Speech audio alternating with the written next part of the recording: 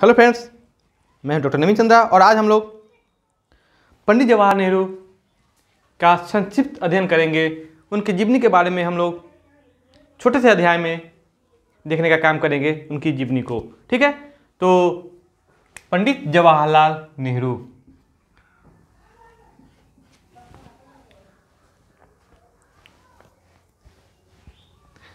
इनके दादाजी का नाम गंगाधर नेहरू। सबसे पहले यह पंडित भी है, क्या करना है यहाँ पर, पंडित और नेहरू। तो इसको बारे में जानना जरूरी है कि पंडित क्यों और नेहरू क्यों। तो पंडित जवाहर नेहरू के पूर्वज मूल रूप से कश्मीरी पंडित थे। क्या थे? मूल रूप से कश्मीरी पंडित। लेकिन आगे चल करके मुगल शासकों ने इन्हें दिल्ली में लाके एक नहर के किनारे, जो अभी वर्तमान में कह सकते हैं आप चांदनी चौक के आसपास, इसे बसाने का काम किया। क्योंकि ये नहर के किनारे बसने लगे इसलिए इन्हें नेहरू कहा जाने लगा। ठीक है, पंडित, कश्मीरी पंडित और नहर के किनारे बसने के कारण यह नेहरू कहलाने लगे। ठीक है, तो इन मूल रूप से कहाँ के रहने वाले थे? तो कश्मीरी पंडित थे। ठीक है, तो इनके दादाजी का नाम क्या था? गंगाधर नेहरू। कौन से गंगाधर नेहरू? यही गंगाधर नेहरू जो मुगल बादशाह के अंतिम शासक बहादुर शाह जफर, मुगल बादशाह के अंतिम शासक कौन थे? बहादुर शाह जफर। तो उनके समय में यह दिल्ली के कोतवाल का काम करते थे। यानी कि 1857 की क्रांति से पहले गंगाधर नेहरू दिल्ली के कोतवाल थे। समझ रहे बात? बहुत अच्छे पद पर थे। लेकिन आगे चल करके 1961 में ही इनकी मृत्यु हो जाती है और इनकी मृत्यु के कुछ महीनों के बाद मोतीलाल नेहरू का जन्म होता है, जो कि उनके पुत्र होते हैं। तो आगे की बात है, पहले इसकी दादी के बारे में जान लीजिए। इनके दादी का नाम क्या था? जीवरानी। पंडित जवाहरलाल नेहरू के दादी जी का नाम क्या था? जीवरानी नेहरू। ठीक है, नेहरू लगा लेंगे आप लोग। पंडित जवाहरलाल नेहरू के पिता मोतीलाल नेहरू। अब तो आपको पता ही हो गया। मोतीलाल नेहरू भारतीय राष्ट्रीय कांग्रेस के एक बहुत बड़े नेता थे, एक दिग्गज नेता थे और भारत के जाने माने वकील थे मोतीलाल नेहरू। ठीक है, इनका जन्म आपको अपने पिता की मृत्यु के कुछ दिन के बाद ही हुआ। इसके बाद सारा का सारा परिवार का भरण पोषण की जिम्मेदारी मोतीलाल नेहरू पर ही पड़ी थी। लेकिन उन्होंने अपनी कठिनाइयों का सामना करते हुए एक भारत का सफल वकील बनने का सौभाग्य प्राप्त किए। ठीक है, इनके माताजी का नाम स्वरूप रानी नेहरू। पंडित जवाहरलाल नेहरू के माता का नाम क्या था? स्वरूप रानी नेहरू। ठीक है, पंडित जवाहरलाल नेहरू का जन्म कब हुआ था? 14 नवंबर 1889। कहाँ? इलाहाबाद में। 14 नवंबर 1889 इलाहाबाद में, जिस दिन हम लोग बाल दिवस मनाते हैं। पंडित जवाहरलाल नेहरू के जन्मदिन को हम लोग किस दिवस के रूप में मनाते हैं? तो बाल दिवस के रूप में मनाते हैं। कहते हैं जब इनकी मृत्यु हुई, इनके मृत्यु के बाद लोगों ने इनको जन्मदिन मनाना चाहा। तो चूंकि पंडित जवाहरलाल नेहरू के बच्चे बहुत पसंद थे, जब भी वो बच्चे को देखते थे तो उनके साथ खेलने लग जाते थे, उनके साथ अपना टाइम पास करने लगते थे। काफ़ी लगाव था उनको अपने क्या, देश के हर बच्चे से। तो यही कारण है कि लोग बच्चे जो है उन्हें प्यार से चाचा नेहरू कहते थे। क्या कहते थे? चाचा नेहरू कहते थे।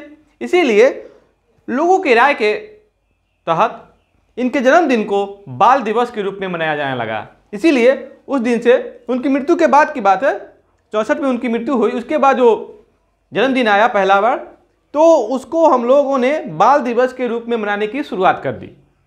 ठीक है, तो उस दिन से आज तक हम लोग पंडित जवाहरलाल नेहरू के जन्मदिन को बाल दिवस के रूप में मनाते हैं। किस रूप में मनाते हैं? तो बाल दिवस।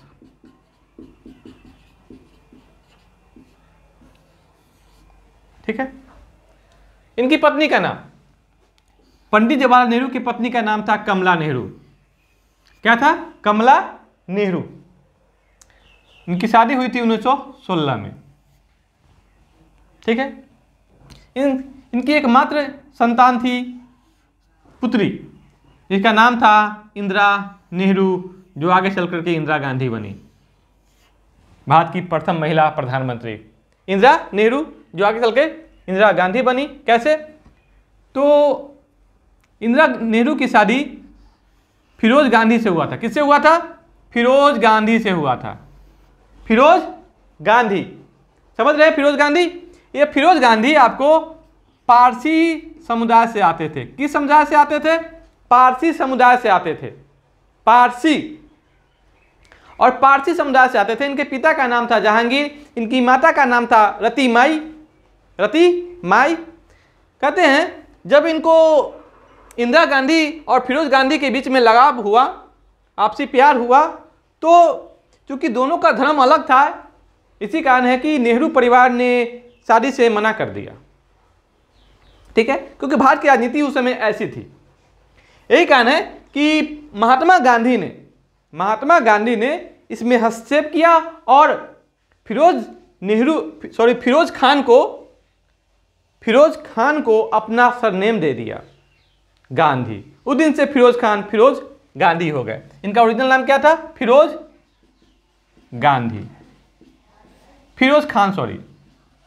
खान। ठीक है। तो महात्मा गांधी ने इसे अपना सरनेम देकर इसे फिरोज गांधी कर दिया और दोनों के बीच शादी हो गई। ठीक है। पंडित जवाहरलाल नेहरू की एक बहुत ही फेमस बहन थी, बहुत ही काबिल बहन थी। उसका नाम था विजया लक्ष्मी पंडित। कहते हैं ये राजनीति के मामले में इतनी जानकार थी कि पंडित जवाहरलाल नेहरू का कद इनके सामने छोटा पड़ता था।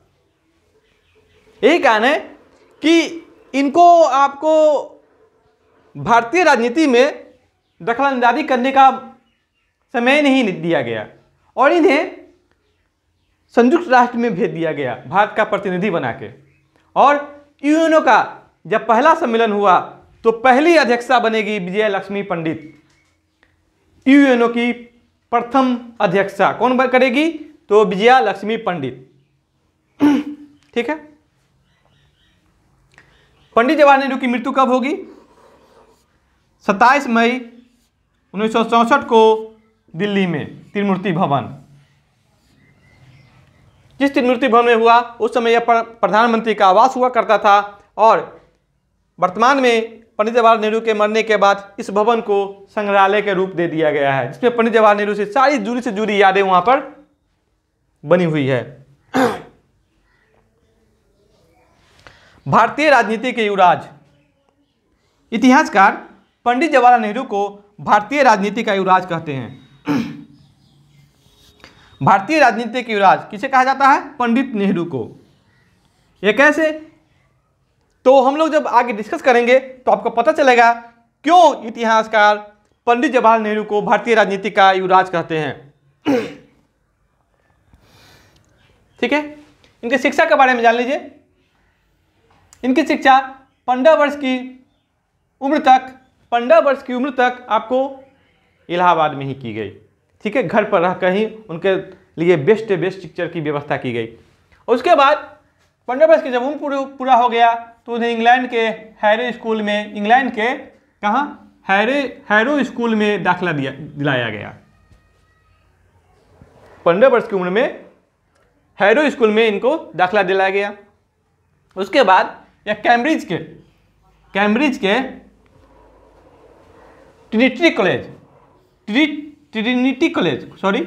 ट्रिनिटी कॉलेज में इनको दाखिला दिलाया गया, जहां से इन्होंने प्राकृतिक विज्ञान में ऑनर्स किया।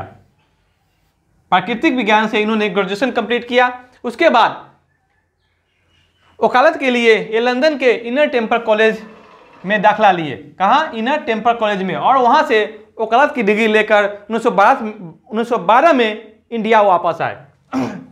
कब वापस आए? 1912 में। और 1912 में जब वो इंडिया वापस आए तो इसी समय उन्होंने कांग्रेस के अधिवेशन में भाग लिया। तो 1912 में कांग्रेस का अधिवेशन कहाँ चल रहा था? तो पटना के बांकीपुर में कांग्रेस का अधिवेशन चल रहा था, जहां पहली बार पंडित जवाहरलाल नेहरू ने कांग्रेस के अधिवेशन में भाग लिया। और कहते हैं कांग्रेस के जितने भी अधिवेशन हुए उसमें सबसे छोटा कार्यकाल, छोटा अवधि का अधिवेशन रहा बांकीपुर का अधिवेशन। कहाँ? पटना। ठीक है। 1919 में इनका संपर्क हुआ गांधी जी से और उस दिन से यह गांधी जी के साथ हो गए। आपको पता ही है कि गांधी जी का मतलब था कांग्रेस और कांग्रेस का मतलब था गांधी जी। लोग कांग्रेस का मतलब गांधी जी को ही समझते थे। यही कारण है कि जब गांधी जी ने अपना उत्तराधिकारी घोषित किया पंडित जवाहरलाल नेहरू को, तो भारतीय राजनीति के युवराज हो गए। देख रहे हैं ना, यानी कि पंडित जवाहरलाल नेहरू को प्रमोट करने में गांधी जी का काफी बड़ा योगदान है। ठीक है। अब आते हैं पंडित जवाहरलाल नेहरू की कुछ उपलब्धियां और भी है, जैसे कि ये देश के आंदोलन के क्रम में, आज़ादी के आंदोलन के क्रम में ये कुल 9 बार जेल गए। कितनी बार जेल गए? तो कुल 9 बार जेल की यात्रा किए। और इनके कार्यों ने इन्हें अंतर्राष्ट्रीय स्तर पर भी पहचान दिलाने का काम किया।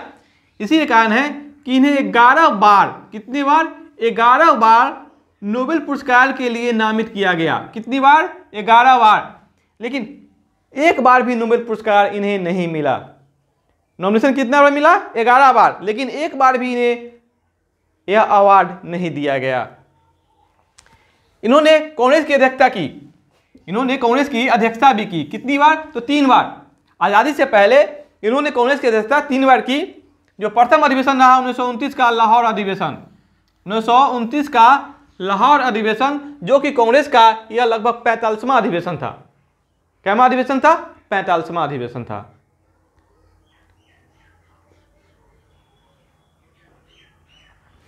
लाहौर अधिवेशन, इस अधिवेशन में पहली बार कांग्रेस के द्वारा पूर्ण स्वराज का नारा दिया गया।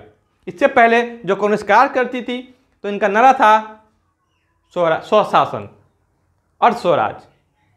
लेकिन पहली बार लाहौर अधिवेशन में पूर्ण स्वराज का नारा दिया गया, जिस समय कांग्रेस की अध्यक्षता कर रहे थे पंडित जवाहरलाल नेहरू। अब आइए 1928 में जो लखनऊ में अधिवेशन हुआ था, तो उस समय अध्यक्षता कर रहे थे मोतीलाल नेहरू। क्या विडंबना है कि पिता के बाद अगला जो अधिवेशन हुआ उसमें पुत्र को अध्यक्षता बना दिया गया। यह था महात्मा गांधी का प्रभाव और महात्मा गांधी और मोतीलाल नेहरू के बीच में नज़दीकी, काफ़ी लगाव, जिसने मोतीलाल नेहरू की नज़दीकता के कारण पंडित जवाहरलाल नेहरू को कांग्रेस में काफ़ी आगे प्रमोट करने का काम किए महात्मा गांधी। क्योंकि आपको पता होना चाहिए लाहौर अधिवेशन के समय सारे के सारे सदस्य आपको अध्यक्ष बनने के लिए सरदार वल्लभ भाई पटेल के पक्ष में थे, लेकिन महात्मा गांधी के अकेले निर्णय के कारण लाहौर अधिवेशन की अध्यक्षता पंडित जवाहरलाल नेहरू ने की है। ठीक है। 1936 का लखनऊ अधिवेशन में अध्यक्षता की है। 1937 का फैजपुर अधिवेशन, 1937 का फैजपुर अधिवेशन जो भारतीय राष्ट्रीय कांग्रेस का गांव में आयोजित प्रथम अधिवेशन था, गांव में आयोजित प्रथम अधिवेशन था फैजपुर का अधिवेशन जो 1937 में किया गया। यह जो फैजपुर है यह महाराष्ट्र में है। कहाँ है? कहाँ है? महाराष्ट्र में है। जब देश आज़ाद हुआ या उससे पहले भी जब आज़ादी का रूपरेखा तैयार होने लगा, तो महात्मा गांधी ने, हमने पहले ही बता दिया है आपको कि उसने पंडित जवाहरलाल नेहरू को ही अपना उत्तराधिकारी घोषित कर दिया। इसलिए सारे काम उन्हीं के हाथ में आने लगे। यानी कि देश की रूपरेखा कैसी हो, यानी कि वो देश आज़ादी से पहले ही प्रधानमंत्री के पद पर लगभग काबिज थे। देख रहे हैं, देश आज़ादी से पहले ही लगभग वो प्रधानमंत्री के पद पर काबिज थे। तो जब भारत आज़ाद हुआ 15 अगस्त 1947 को, तो उसके बाद यह भारत के प्रथम प्रधानमंत्री बने। कौन सा प्रधानमंत्री बने? प्रथम। और 15 अगस्त 1947 से इनका कार्यकाल रहा 27 अगस्त 1964 तक। कहते हैं यह मरणोपरांत, यानी कि मरते समय तक प्रधानमंत्री के पद पर आसीन रहे। ये भारत के सबसे लोकप्रिय प्रधानमंत्री भी रहे। और जब तक ये इन्होंने प्रधानमंत्री का पदभार संभाला, विदेश मंत्रालय भी इनके पास ही रहा। देख रहे हैं ना इनकी जो खूबियां थी। 1945 में इन्हें भारत रत्न से सम्मानित किया गया। 1945 में पंडित जवाहरलाल नेहरू को भारत रत्न से सम्मानित किया गया, जो भारत का सर्वोच्च पुरस्कार है। ठीक है, जब भारत आजाद हुआ तो उस समय पूरा विश्व दो गुटों में विभाजित था। एक जो था सोवियत संघ का गुट, दूसरा अमेरिका का गुट, यानी कि पूंजीवादी गुट और साम्यवादी गुट। तो पंडित जवाहरलाल नेहरू ने बड़ी चालाकी से दोनों गुट का भाग नहीं बना, बल्कि उन्होंने एक अलग गुट का ही निर्माण कर लिया, ताकि दोनों गुट के बीच में जो द्वेष है उसको दूर किया जा सके और दोनों गुटों से फायदा लिया जा सके। यह उस समय भारत की जरूरत थी कि दोनों गुटों से झगड़ा न करके, किसी एक गुट में शामिल न होकर के, बल्कि दोनों गुटों से सहायता लेके अपने देश की स्तर को ऊंचा किया जाए। यही कारण है कि पंडित जवाहरलाल नेहरू ने काफी सोच समझकर एक अलग गुट निरपेक्ष आंदोलन की शुरुआत करी। 1961 में गुट निरपेक्ष आंदोलन की शुरुआत की है, यानी प्रणेता थे। इसमें उनके कुछ और भी सहयोगी थे, जैसे कि मिस्र के पूर्व राष्ट्रपति कर्नल नासिर, यूगोस्लाविया के राष्ट्रपति टिट्टो, क्योंकि इसकी स्थापना कब हुआ था? 1961 में। और भी इनके कौन कौन थे? नासिर साहब जो मिस्र के थे, ठीक है, और यूगोस्लाविया के राष्ट्रपति टिट्टो। तो ये इनके सहयोगी थे। इन तीनों ने मिलकर एक अलग आंदोलन, गुट निरपेक्ष आंदोलन की शुरुआत कर दी। जानते हैं यह संयुक्त राष्ट्र के बाद दुनिया का दूसरा सबसे बड़ा संगठन है, जिसमें लगभग 120 देश इसके मेंबर हैं। ठीक है, तो काफ़ी महत्वपूर्ण यह आंदोलन था, गुट निरपेक्ष आंदोलन, जो पंडित जवाहरलाल नेहरू की दिमाग का उपज था। और इन्होंने गुट निरपेक्ष आंदोलन में भाग लेकर के, भारत को उसमें शामिल कर करके जो शीत युद्ध का प्रकोप था उसको दूर करने का काम किया। तो शीत युद्ध क्या है, एक हम लोग का अलग टॉपिक है। गुट निरपेक्ष आंदोलन क्या है, ये हम लोग का अलग टॉपिक है। पूंजीवादी गुट क्या है, एक अलग टॉपिक है। और साम्यवादी गुट क्या है, एक अलग टॉपिक है, जिसमें नाटो पढ़ेंगे, वार्सा समझौता पढ़ेंगे। ये सब हम लोग का एक अलग अलग छोटा छोटा टॉपिक हो जाएगा। ठीक है, आते हैं पंडित जवाहरलाल नेहरू की कुछ प्रसिद्ध पुस्तकें, उनकी पुस्तकें। इनमें से अधिकांशतः पुस्तकों की रचना उन्होंने जेल में रहकर की है। कहाँ रहकर की है? जेल में रह करके। सबसे पहले पिता के पत्र पुत्री के नाम। पंडित जवाहरलाल नेहरू जब जेल में थे तो उन्होंने अपने बेटी को अपने जेल से ही पत्र के माध्यम से बहुत सारे सवालों का जवाब दिया करते थे। तो सारे पत्र मिलकर एक बुक का रूप धारण कर लिया, जो 1929 में प्रकाशित हो गया, जिसका नाम था पिता के पत्र पुत्री के नाम। ठीक है, जो यह नैनीताल जेल में रहकर लिखने का काम किए थे। नैनीताल जेल। यह क्वेश्चन सवाल भी पूछा गया हुआ है कि पंडित जवाहरलाल नेहरू ने जो पत्र इंदिरा गांधी के लिए लिखा था वो किस जेल में रहकर लिखा था? किस जेल में? तो नैनीताल के जेल में। ठीक है, इन्होंने अपनी आत्मकथा की भी रचना की, जो 1936 में अहमदनगर जेल में रहकर किए थे। अहमदनगर के जेल। ठीक है, विश्व इतिहास की झलक, विश्व इतिहास की झलक की रचना की 1934 ईस्वी में। और इनकी सबसे महत्वपूर्ण पुस्तक है भारत की खोज, डिस्कवरी ऑफ इंडिया, भारत की खोज, जिसकी रचना भी अहमदनगर के जेल में रहकर किए थे, जिसको 1946 में प्रकाशित किया गया। जो इनकी सबसे महत्वपूर्ण पुस्तक है भारत की खोज, डिस्कवरी ऑफ इंडिया। ठीक है, तो ये रहा हमारे समक्ष पंडित जवाहरलाल नेहरू की एक संक्षिप्त जीवनी। ये मेरा वीडियो कैसा लगा आप लोग जरूर कमेंट बॉक्स में कमेंट करेंगे और प्लीज़ मेरे इस वीडियो को लाइक, सब्सक्राइब और शेयर करेंगे।